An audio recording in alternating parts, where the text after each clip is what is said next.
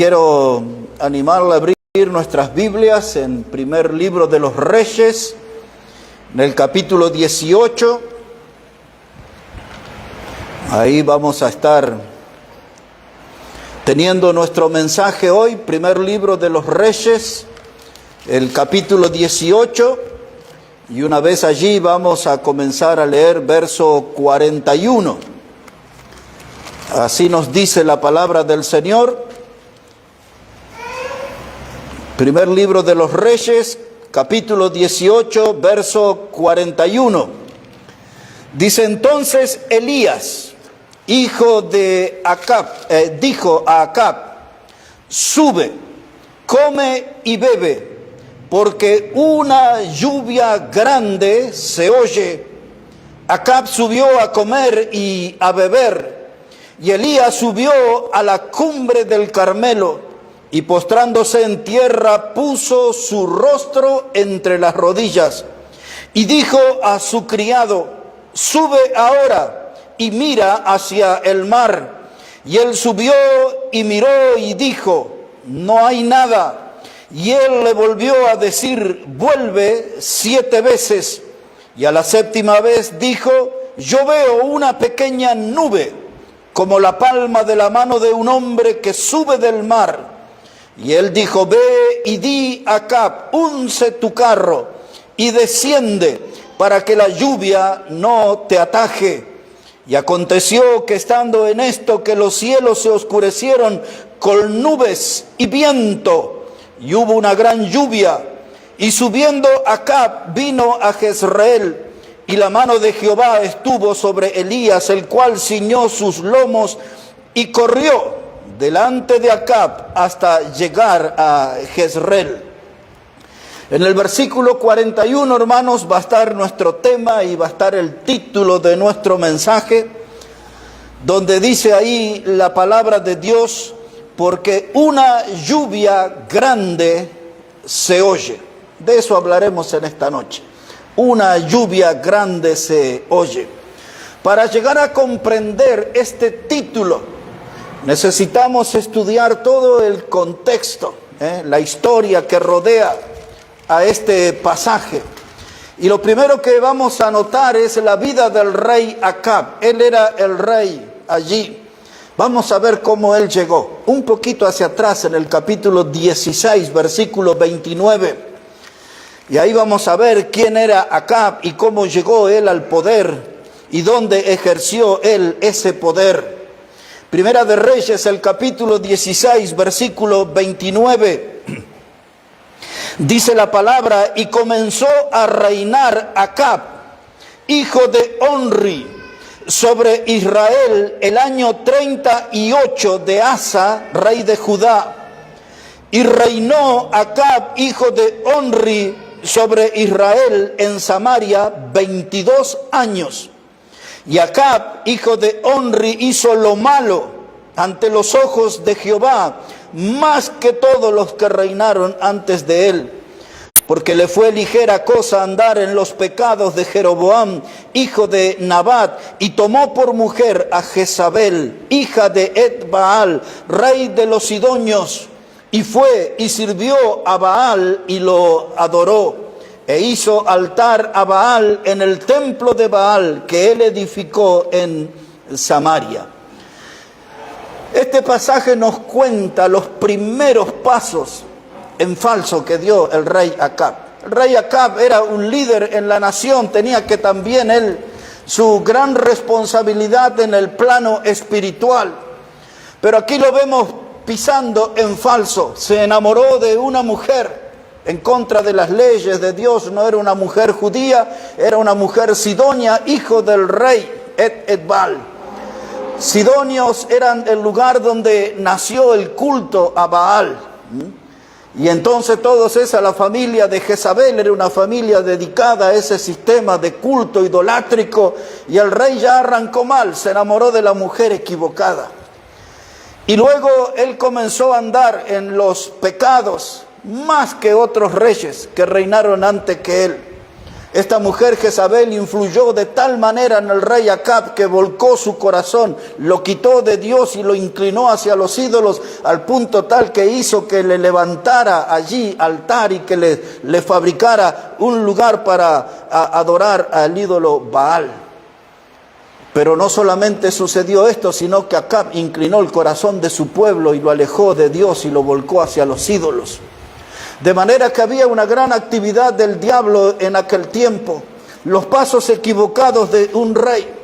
Baal era el rey de los sidonios, el ídolo máximo para ellos. Era considerado como un dios. En la historia, en diferentes pueblos, fue tomando otros nombres. A veces en la Biblia puede aparecer con el nombre de Milcom, puede aparecer con el nombre de Moloch. A este era un hombre sentado en un trono con una cabeza de toro. Y allí era hecho todo de metal y se acostumbraba a encender fuego y dejarlo al rojo vivo, y ahí ponían a los niños para que fueran quemados. Y la Biblia habla varias veces condenando a aquellos reyes que cocinaron a los niños en el culto a Moloch, Baal. Todo depende de dónde estaba, era el nombre que tenían. A veces también era considerado como el ídolo o el dios de los truenos, el dios de la lluvia. Baal era considerado en algunos lugares como el dios de la fertilidad. Era considerado también como el dios de las moscas, porque la gente acostumbraba a hacer sus necesidades ahí y venían las moscas. Baal es la base del nombre de Belcebú. ¿Recuerdan cuando la gente le decía al Señor Jesucristo, tú echas sanas a las personas y echas demonios en el nombre de Belcebú, en el dios del excremento? Eso es lo que le dijeron a Jesús. Y aquí está la historia, la raíz de Baal. Era el dios de las moscas, atraído por los excrementos de la gente que hacía sus necesidades en ese ídolo. Y ahí estaba el rey Acab, el hombre que tenía que liderar el pueblo de Dios y que tenía que ser una guía desde el poder para el pueblo de Dios. Ahí estaba volcado a la idolatría, su corazón dominado completamente por esta mujer Jezabel. Dios estaba disgustado con su pueblo. Y entonces en esos días levantó un hombre que se llamaba Elías Tisbita. Vea ahí en el capítulo 17, la misma página, versículo 1. Y ahí vamos a tener el llamado de Elías Tisbita. Dios tenía una misión para este predicador, para este profeta, ante el desvío tan grande de su pueblo. Dice Primera de Reyes 17:1, entonces Elías Tisbita, que era de los moradores de Galat, dijo a Acab, vive Jehová Dios de Israel, en cuya presencia estoy, que no habrá lluvia ni rocío en estos años, sino por mi palabra. Entonces Dios levantó a ese varón, Elías, y Elías fue y enfrentó al rey Acab. Y le dice claramente que él era un servidor de Dios. Dice, yo vengo aquí en el Dios en cuya presencia estoy. Eso habla de que Elías tenía una gran comunión con Dios, y él vino a decirle aquí una profecía que contenía un juicio. Le dice aquí Elías que no iba a llover sobre la tierra, ni habría rocío, y exactamente por unos 3 años no iba a llover sobre la tierra. El juicio que Dios trajo por la desviación de su pueblo era sequía y hambruna, las dos cosas. Y entonces Dios le pide a su profeta, a su predicador, que vaya y haga su vivienda al lado del arroyo de Querit. Y observe cómo dice versículo 7, 17:7. Dice la palabra, y pasados algunos días se secó el arroyo, porque no había llovido sobre la tierra. Así que el juicio de Dios iba avanzando. Ahora incluso el arroyo en donde se bebía el predicador y donde los cuervos venían de mañana y de tarde trayéndole carne y pan para el predicador, el arroyo se secó.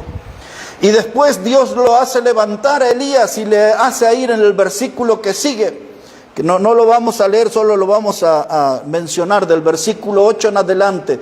Le hace ir hasta la ciudad de Sarepta, y allí una mujer viuda iba a alimentar al predicador.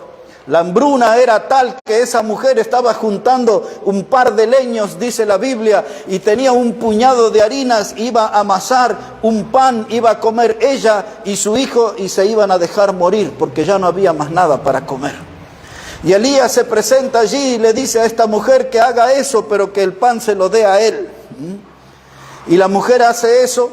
Y entonces después allí la harina se multiplica, Dios hace un gran milagro, provee para esa viuda, porque ella confió en el varón de Dios y en la palabra de Dios. Y llegamos al capítulo 18, versículo 1.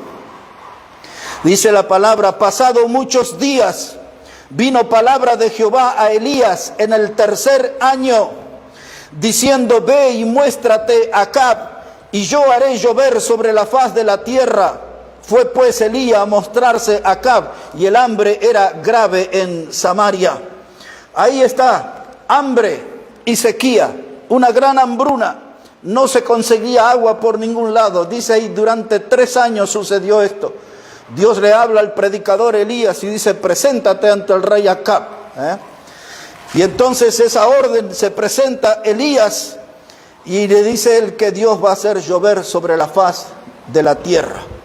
Pasado todo esto, Elías convoca al pueblo en el capítulo 18 y dice así, verso 21, observe. Todo esto es el contexto para ver de nuestro tema de hoy, ¿no? De que una lluvia grande se oye. Y ya vamos llegando ahí, a eso. Aquí en el capítulo 18, verso 21, dice la palabra de Dios: y acercándose Elías a todo el pueblo dijo: ¿hasta cuándo claudicaréis vosotros entre 2 pensamientos? Si Jehová es Dios, seguidle, y si Baal, id en pos de él. Y el pueblo no respondió palabra. ¿Entiende lo que pasa, hermano? Elías, el predicador, juntó al pueblo y le dijo: tienen que tomar una decisión. Sus corazones se han volcado a los ídolos, se han volcado a Baal, pero yo estoy aquí como predicador de Jehová. Y ustedes no pueden decir que son hijos de Dios y andan sirviendo en un culto idolátrico. Y entonces los confronta, del mismo modo que la Biblia nos confronta a nosotros. ¿Hasta cuándo claudicaréis entre 2 pensamientos? ¿Hasta cuándo van a ser cristianos y mundanos? ¿Hasta cuándo van a ser carnales y espirituales? ¿Hasta cuándo van a ser luz y tinieblas? Porque la Biblia nos confronta así también a nosotros. Y entonces Elías lo confrontó al pueblo y ellos tenían que tomar una decisión. Y ahí es donde Elías le dice: vamos a traer un becerro y vamos a ver cuál es el Dios que responde con fuego. Si era Baal o si era Jehová. Y ahí usted ya conoce esa historia. Y estaban los falsos profetas, aquellos que eran de Baal y aquellos que eran de Acera. Y usted ya conoce cómo Dios respondió a su predicador y llovió fuego del cielo que consumió el holocausto. Y allí, después de eso, Elías mató a los falsos profetas, a los profetas de Baal. Los degolló junto al arroyo, como 450. Y ahora, después de toda esa historia, de ese recorrido, viene nuestro texto que le da el título al mensaje. Se oye una gran lluvia. Ya estaban los falsos predicadores allí, los que rendían aquel sistema de idolatría, ya estaban muertos. Elías demostró que Dios estaba con él, Dios lo respaldó con fuego. Y ahora Elías le dice al rey Acab: tienes que ir y comer y beber, porque se oye que viene una gran lluvia. Pues eso es lo que quiere decir que iba a venir un tiempo nuevo, que la sequía se iba a terminar, que la vida iba a volver a aparecer, que las cosas iban a reverdecer, que la esperanza iba a volver a estar entre el pueblo. El pueblo había entendido que Dios estaba obrando, y eso tiene una gran aplicación espiritual para nosotros.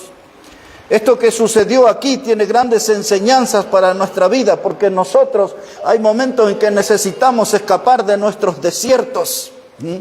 A veces nuestra vida espiritualmente está muy seca, está muy apagada. A veces nuestra alma está muy sedienta de cosas espirituales y estamos allí aprisionados como en un desierto y necesitamos de esa lluvia de bendición de Dios que venga a refrescar nuestra alma y que venga a producir nueva vida en nosotros. Eso tiene que ver un poco con la lección espiritual que vemos aquí. A veces nuestras vidas son infructíferas, donde hay sequías no hay frutos. Los árboles no producen frutos. Por eso había una gran hambruna y a veces en nuestra vida espiritual tampoco tenemos frutos como resultado de nuestra sequía, de nuestro mal andar con Dios. Y necesitamos de esa lluvia del cielo, que vuelva a refrescarnos y alimentarnos y, ¿por qué no?, a despertarnos. Y cuando la lluvia aparece, hermano, usted empieza a sentir ese olor a tierra mojada. Los que estamos aquí en la ciudad sentimos ese vapor que sube del cemento cuando llueve. Pero donde estamos en un lugar donde hay pasto, sentimos ese olor a tierra mojada tan lindo, que a muchos nos trae recuerdos de nuestra niñez. Y entonces ese aire de la tierra mojada no está viciado, no está contaminado. Y en la lección espiritual que vemos aquí, hermano, esa lluvia del cielo es lo que nos va a purificar a nosotros también. Y nos va a hacer producir frutos para Dios. La lluvia siempre promete un reverdecer. La lluvia trae esperanza, trae aire fresco, trae refrigerio. Cuando el pueblo crucificó al Señor Jesucristo y se paró en Pentecostés Pedro y los 11 para predicar, y en aquel mensaje que está todo ahí en el capítulo 2, y después que la gente se bautizó y se sumaron como 3,000 a la iglesia, entramos en el capítulo 3 y Pedro y Juan hacen el milagro de aquel hombre que había sido un cojo de nacimiento, que lo ponían a la puerta del templo La Hermosa. Le dijeron: en el nombre de Jesucristo de Nazaret, levántate. Y el hombre se levantó. Y llega ahí en Hechos capítulo 3 y el versículo 19. Y yo les voy a recordar, dice allí Pedro, dice: arrepentíos y convertíos, dice, para que sean borrados vuestros pecados y para que vengan de la presencia de Dios tiempo de refrigerio. Aquel pueblo que había estado volcado al pecado escuchó el mensaje del evangelio y para ellos iba a llegar una lluvia celestial, un tiempo de bendición. Pedro dijo: tiempo de refrigerio. Y es eso lo que necesitamos nosotros, en nuestra vida individual, lo necesitamos como iglesia. Tiempo de refrigerio, tiempos de buenos que vengan de la presencia de nuestro Señor. Una lluvia espiritual que refresque nuestra alma, que nos dé nueva vida. Eso lo necesitamos. Necesitamos esperar eso de Dios. Esas son las lecciones espirituales, que el Espíritu Santo vuelva a actuar entre nosotros y sintamos que nos va empujando y nos va impulsando a hacer buenas obras, y que el Espíritu Santo nos va llevando adelante para que podamos hacer grandes cosas para Dios. Ahí entenderemos ese tiempo de refrigerio. Me gusta, no los quiero sacar de aquí, por eso voy citando ahí un poco de memoria. Pero dice el Salmo 84 en el versículo 6 y 7. Habla allí en ese salmo que después de atravesar del valle de lágrimas, dice la Biblia, dice: irán de poder en poder delante de Dios. Después del valle de lágrimas, después del desierto, después del tiempo de sequedad espiritual, después del tiempo infructífero, después del valle de lágrimas, dice: irán de poder en poder y verán a Dios. Pues eso es lo que necesitamos ya, esa lluvia para que nos traiga un nuevo poder espiritual sobre nuestra vida. Aquí en el capítulo 18, versículo 42 de Primera Reyes, capítulo 18, verso 42, dice la palabra: y Acab subió a comer y a beber, y Elías subió a la cumbre del Carmelo, y postrándose en tierra puso su rostro entre las rodillas. Elías mandó a decir a Acab que una lluvia grande se oye. Pero ahora Elías tenía que trabajar y su trabajo estaba en el campo de la oración. Así que el verso 42 dice que él se subió a la cumbre del monte Carmelo y puso su cabeza en sus rodillas, es decir, que se arrodilló para orar. Y él, a través de la oración, iba a traer esa lluvia de bendición que iba a terminar con la sequía. Y allí era un momento de expectación, porque no es que usted ora y las cosas se concretan en el momento, a veces hay que esperar. Entramos en un tiempo de expectación. ¿Cuándo será? Será en cuestión de minutos, de horas, será cuestión de días, y entramos en ese tiempo de expectación. Esa palabra de la cual me voy a ocupar en una prédica en los próximos días, expectación, quiere decir aguardar un gran suceso. Y Elías estaba allí, mientras oraba, estaba aguardando un gran suceso.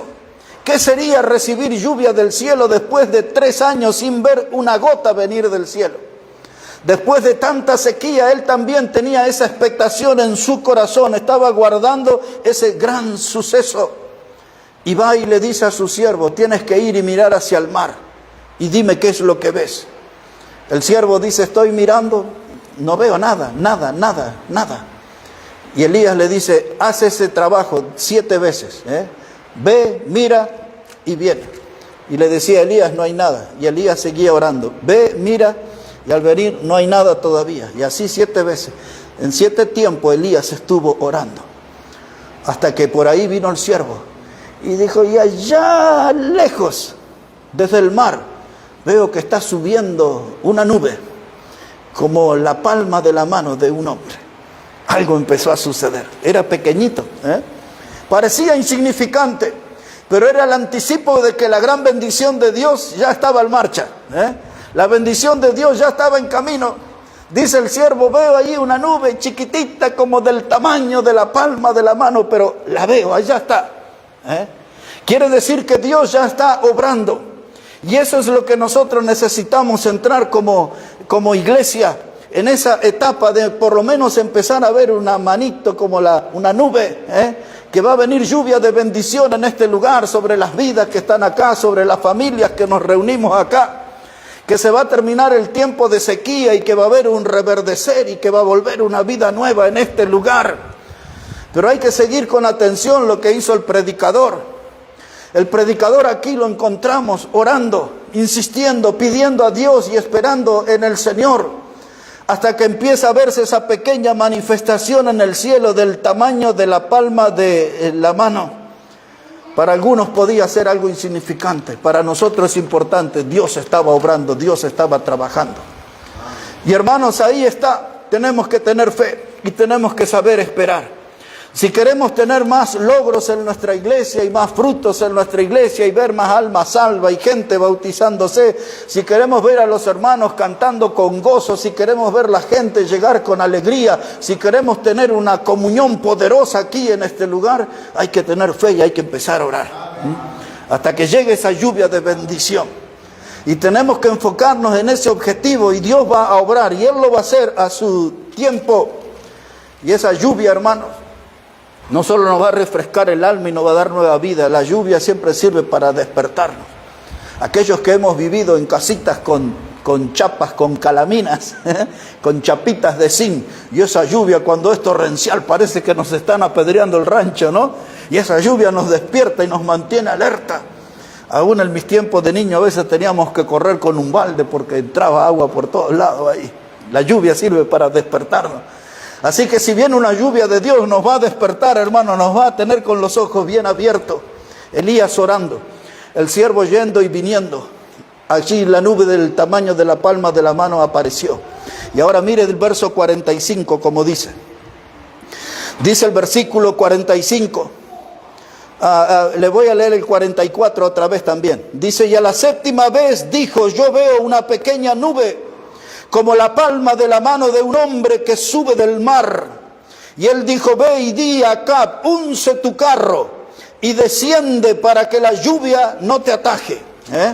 Así que el siervo tenía que decirle a Acab, vamos, súbete a tu carro, súbete a él y muévete, porque si no la lluvia te va a cortar el camino. Va a ser tanta lluvia, 3 años sin llover.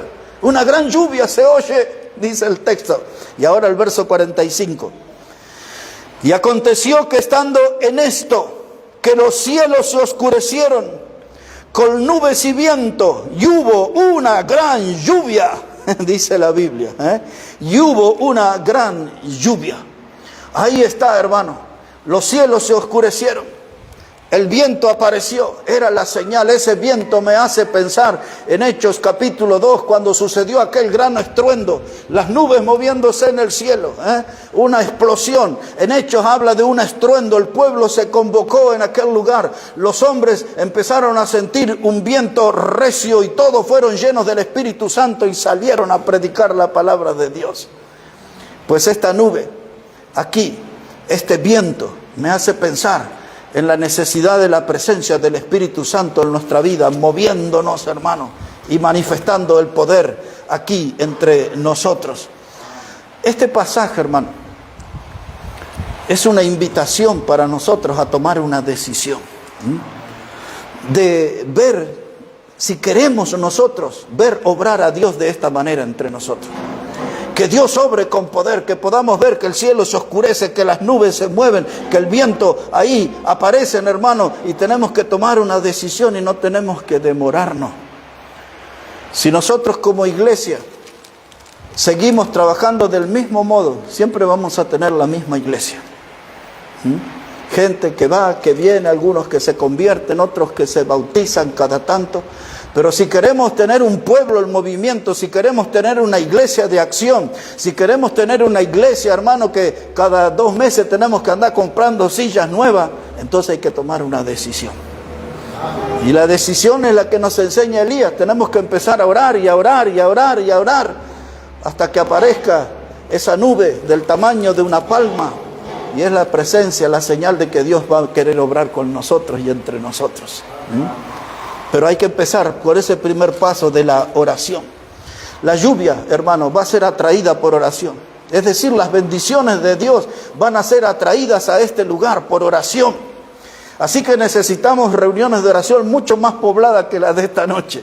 Necesitamos más gente orando, más gente doblando las rodillas, más gente buscando a Dios, más gente pidiendo a Dios su obrar aquí entre nosotros. Necesitamos eso. Esa es la decisión. La lluvia de bendición llegó porque hubo ahí oración. La lluvia de bendición, hermanos, es porque había un hombre sirviendo, predicando, había un hombre dedicado. Hubo un hombre que no tenía temor y fue y enfrentó al rey, y fue y enfrentó al pueblo, y fue y enfrentó a los falsos profetas, porque este hombre estaba decidido a caminar en las sendas antiguas. Este hombre no negociaba la doctrina. Elías era un servidor de Dios. Lo vemos ahí, pelear con el pueblo en su doctrina. Les dijo claramente, si Baal es su Dios, bueno, id en pos de él, pero si es Jehová, vengan aquí por este camino. No estén en dos pensamientos. Los confrontó, predicó, se comportó como un varón de Dios. Y fue y lo encaró al rey también. Hay uno de los encuentros que yo salté aquí, pero sería bueno que les comente. Cuando se encuentran Elías y Acab, Acab le dice, tú eres el que andas perturbando a Israel. Y Elías le dice, no, tú eres el que perturba porque tú has inclinado el corazón del pueblo de Dios hacia los Baales. El predicador enfrentó al poder político. Él estaba para obedecer a Dios y él estaba para darles el mensaje de Dios. Y él quería, porque era su misión, devolver el corazón del pueblo que estaba enredado con la idolatría, que volvieran al camino del Señor, que se terminara esa sequía y la hambruna y que hubiera un pueblo satisfecho, bendecido por Dios. Eso es lo que quería el predicador. Por eso estaba bien comprometido de verdad. Por eso en la historia lo reconocemos a Elías como el predicador de fuego. Era un predicador de sendas antiguas. Dijo todo lo que Dios le había pedido. Se mantuvo en el camino, no se dejó sobornar ni por los seguidores de Baal, ni los seguidores de Acera, ni por el rey. Él se paró bien firme en las sendas antiguas y él predicó la palabra. Eso atrae la bendición. Donde hay predicación de la palabra, Dios muestra su bendición. Donde hay oración permanente, Dios muestra su bendición. Y ahí tenemos que mejorar nosotros.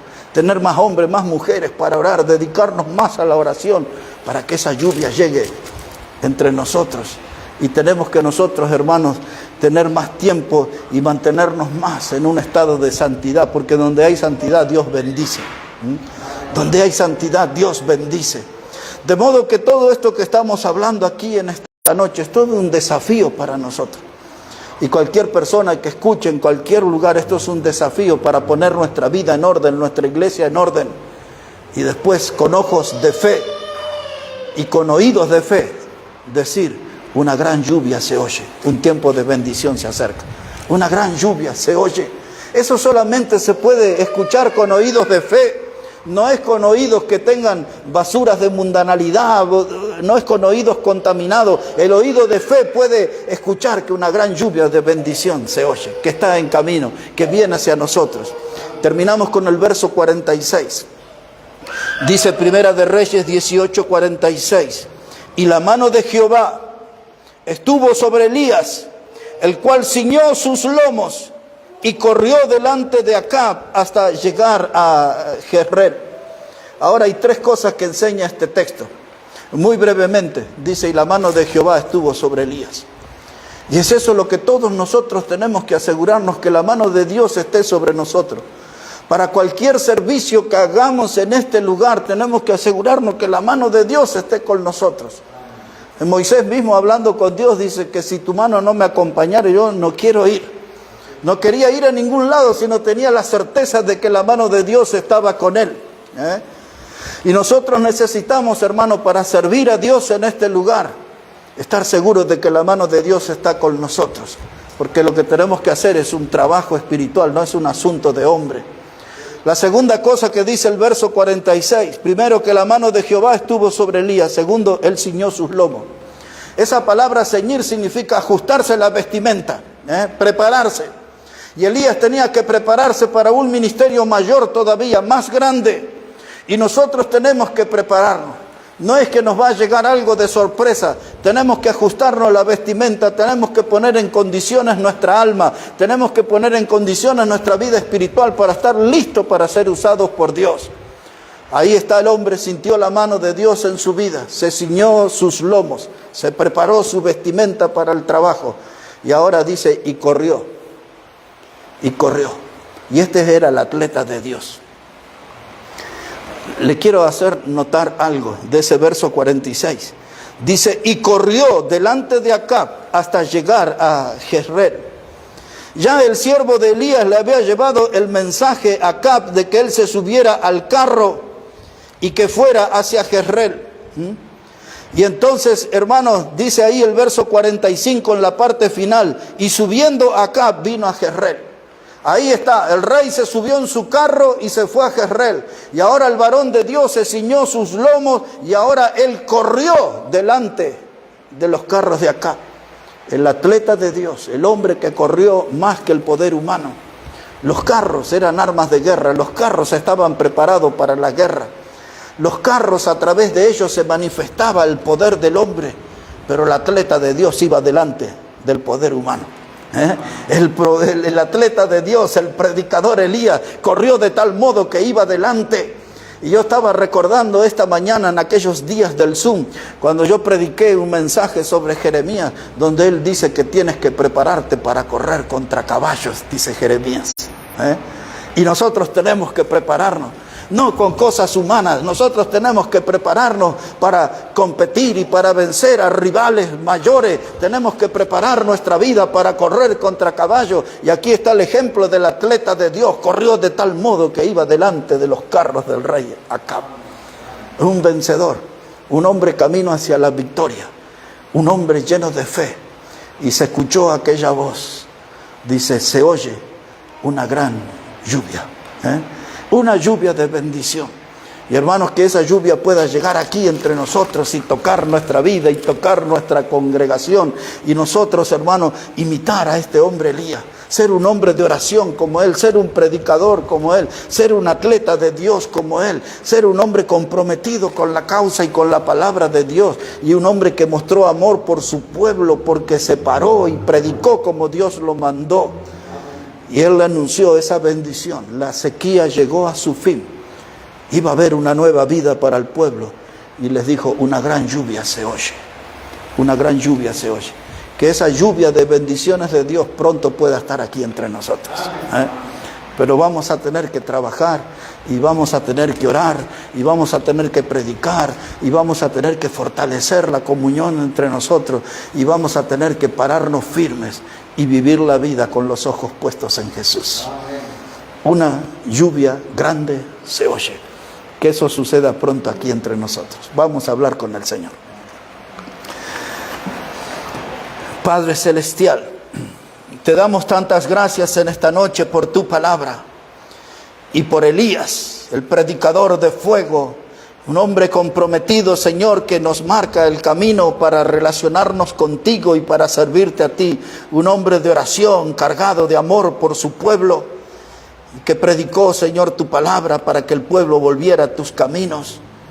Y él pudo ver esa lluvia de bendición, una gran lluvia, Señor. Y hoy nosotros oramos, Padre, pidiendo de esa lluvia del cielo, lluvia de bendiciones sobre nuestra vida, lluvia para nuestra familia, lluvia de bendición aquí en nuestra congregación. Y que podamos, Señor, juntos con los hermanos en buena comunión, predicar tu palabra.